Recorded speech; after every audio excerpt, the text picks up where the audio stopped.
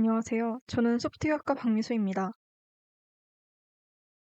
이번 영상에서는 저번 영상에서 설명하지 못했던 소프트웨어 패널의 나머지 부분을 알아보고 지금까지 학습한 내용으로 유튜브 아이콘을 제작해 보겠습니다. 저번 영상과 동일하게 웹브라우저에서 포토피아를 접속해 주시면 됩니다. 이제부터 오른쪽 패널을 소개하겠습니다. 오른쪽 패널은 두 줄이 있는데 이 아이콘만 있는 줄도 위에 화살표를 누르면은 큰 화면으로 볼 수 있습니다. 이 아이콘이나 창들은 윈도우에서 추가, 삭제할 수 있습니다. 여기 윈도우에서 컬러를 추가해 봤습니다. 왼쪽 패널 밑을 보시면 현재 색상이 바뀌는 것을 볼 수 있습니다.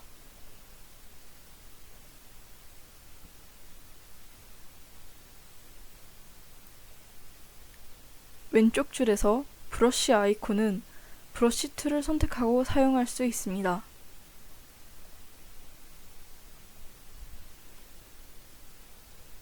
상세 패널보다 더 자세하게 브러쉬를 조정할 수 있습니다.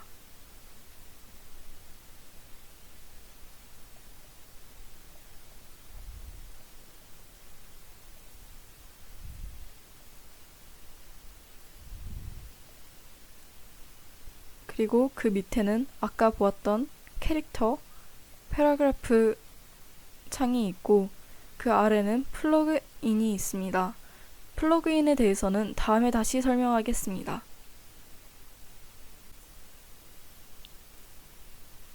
그 옆에 있는 창에서는 히스토리와 레이어 창이 중요합니다.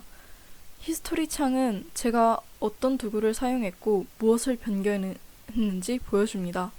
그리고 이전 상태로 돌아갈 수도 있습니다. 만약 이전 상태로 돌아가서 캔버스를 수정하면 그 다음에 있는 히스토리는 사라집니다.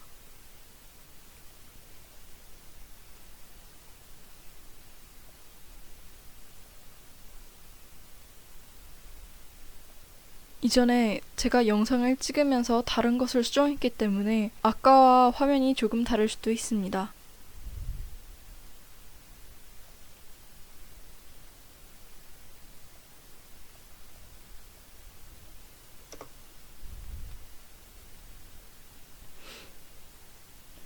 레이어 창에서는 블렌드 모드를 변경할 수 있습니다. 블렌드 모드는 굉장히 많은데 주로 사용하는 몇 개를 알려드리겠습니다. 블렌드 모드를 확인하기 위해 브러쉬 툴을 한번 사용해 보겠습니다.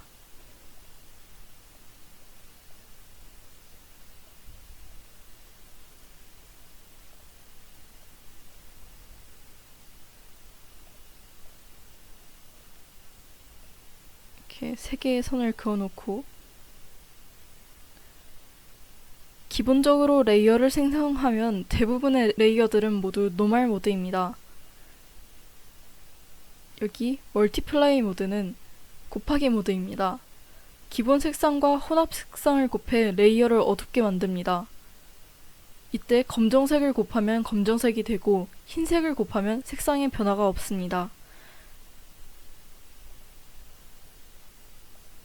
스크린 모드는 기본 색상과 혼합색의 반전된 색을 곱해 레이어를 밝게 만듭니다. 검정색을 칠하면 색상의 변화가 없고 흰색을 곱하면 흰색이 됩니다.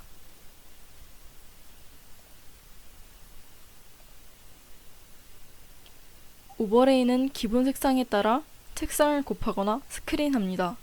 기본 색은 어느 정도 남아있으면서 혼합색과 섞여 기본색의 밝기와 농도가 바뀝니다. 블렌드 모드 옆에 있는 오퍼시티는 레이어의 불투명도를 조절합니다.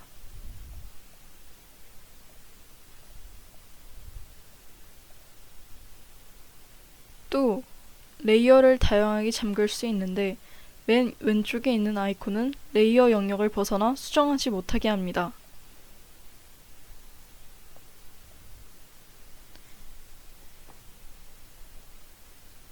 지금 이 레이어의 경우 사진이 있는 영역이 레이어 영역입니다.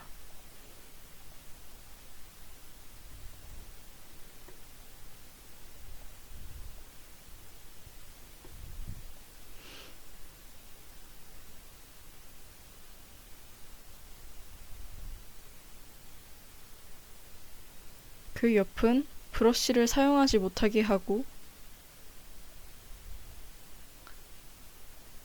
그 옆은 레이어를 움직이지 못하게 합니다.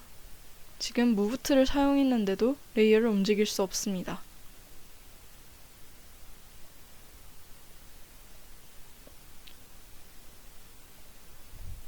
맨 마지막 좌물쇠 아이콘은 레이어에 어떤 수정도 못하게 합니다.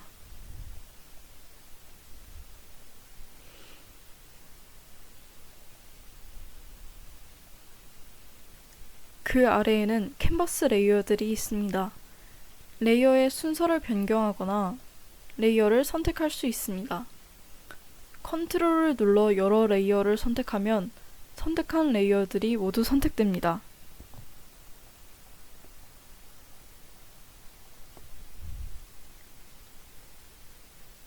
또 레이어를 하나 선택하고 Shift를 누르면 선택되어 있는 레이어와 선택한 레이어 사이에 있는 모든 레이어가 선택됩니다.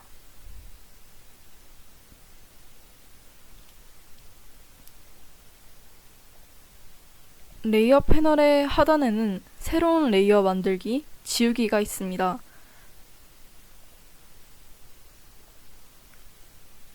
하지만 아이콘을 클릭해서 레이어를 지우는 것보다 레이어를 선택하고 백스페이스를 누르는 것이 편합니다.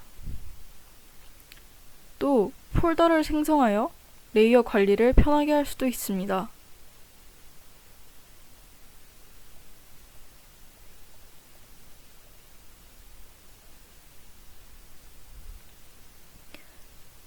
그 외에도 이펙트, 마스크 등의 기능이 있는데 이것을 처음부터 보기는 힘듭니다. 이 기능만을 다룬 강의들도 많으니 따로 찾아보시면 좋을 것 같습니다. 이제 줄자 기능을 소개하겠습니다. 단축키로는 Ctrl R이고 뷰에 들어가 룰러를 활성화하면 됩니다. 여기 자에서 선을 끌고 나와 임시선을 그을 수도 있습니다. 이 선은 룰러를 껐을 때도 보입니다. 지우고 싶을 때는 무브 툴로 선을 작업 패널 바깥쪽으로 보내면 됩니다. 이제 캔버스 크기를 변경하는 방법을 알려드리겠습니다. 이미지에 들어가 캔버스 크기를 변경할 수 있습니다. 작업 영역의 크기를 변경할 때 사용합니다.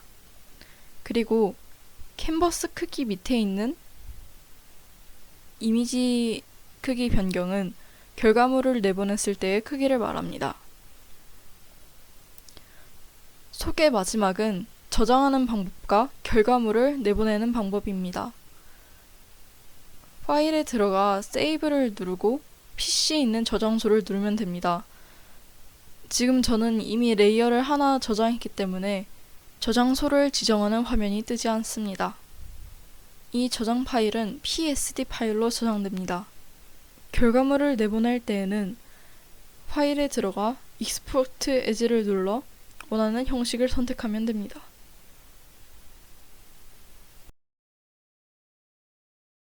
저희는 웹, 앱, 게임 등을 개발할 때 직접 아이콘을 만들어서 사용하는 경우도 있습니다. 그렇기에 포토피아로 아이콘을 한번 만들어 보려고 합니다. 그럼 이전 영상과 지금까지 설명한 내용으로 유튜브 아이콘을 만들어 보겠습니다. 우선 새 프로젝트를 만들어 아이콘은 1:1 비율에 가깝기 때문에 사이즈를 1000 곱하기 1000으로 설정하였습니다. 이름을 유튜브로 정했습니다. 또 유튜브 아이콘의 바탕색이 흰색이기 때문에 작업하기 편하도록 배경색을 검정으로 지정했습니다.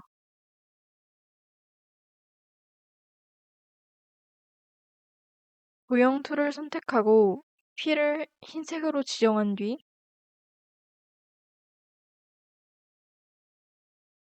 비율을 1:1로 설정합니다. 이렇게 만든 도형은 모서리가 각진 정사각형입니다. 유튜브 아이콘은 모서리가 둥글기에 코너 레디우스를 키워서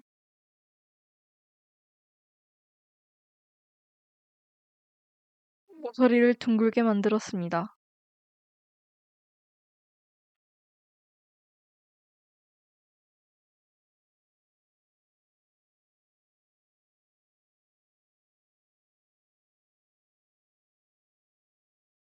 바탕을 만든 것과 마찬가지로 붉은 사각형을 만듭니다. 이 사각형은 아이콘보다 모서리가 더 둥글기 때문에 코너 레디우스를 55로 키워줬습니다.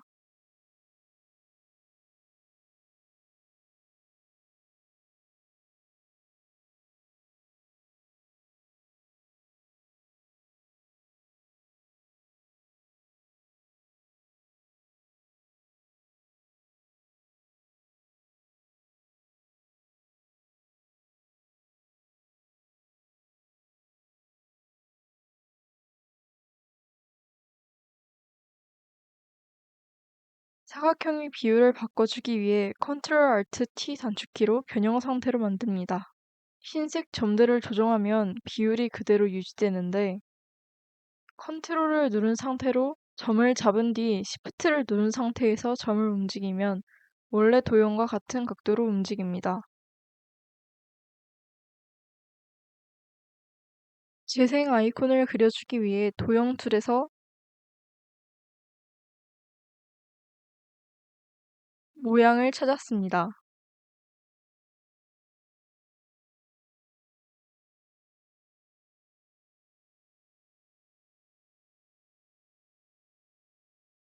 원래 아이콘보다는 모서리가 둥글기에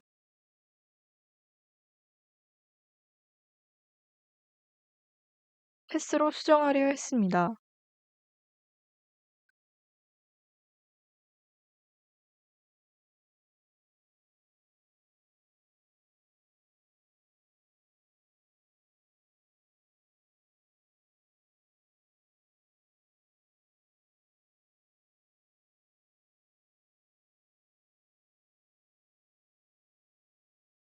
하지만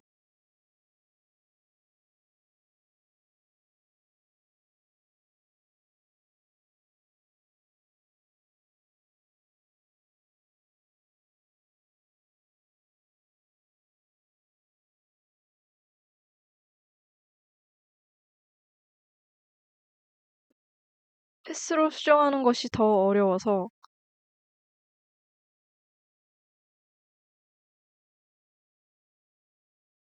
패스로 직접 그렸습니다.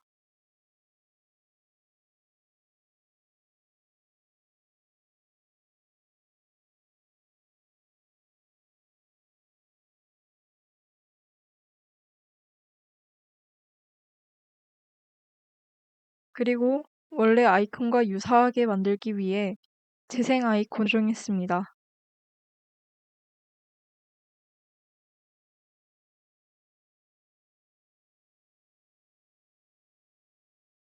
아이콘 바탕, 붉은 사각형, 재생 아이콘을 정렬하기 위해 새 레이어를 선택하고 무브 툴의 상세 패널로 정렬했습니다.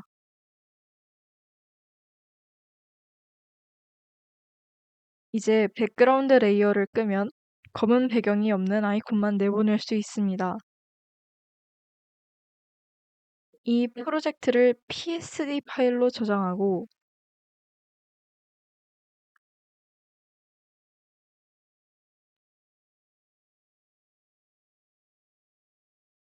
배경이 투명한 것을 확인하기 위해 PNG로 내보냈습니다.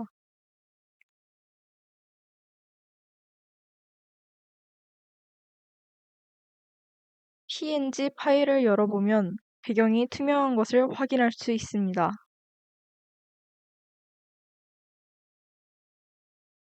그럼 다음 영상에서는 피어의 플러그인을 사용하는 법을 알아보겠습니다. 감사합니다.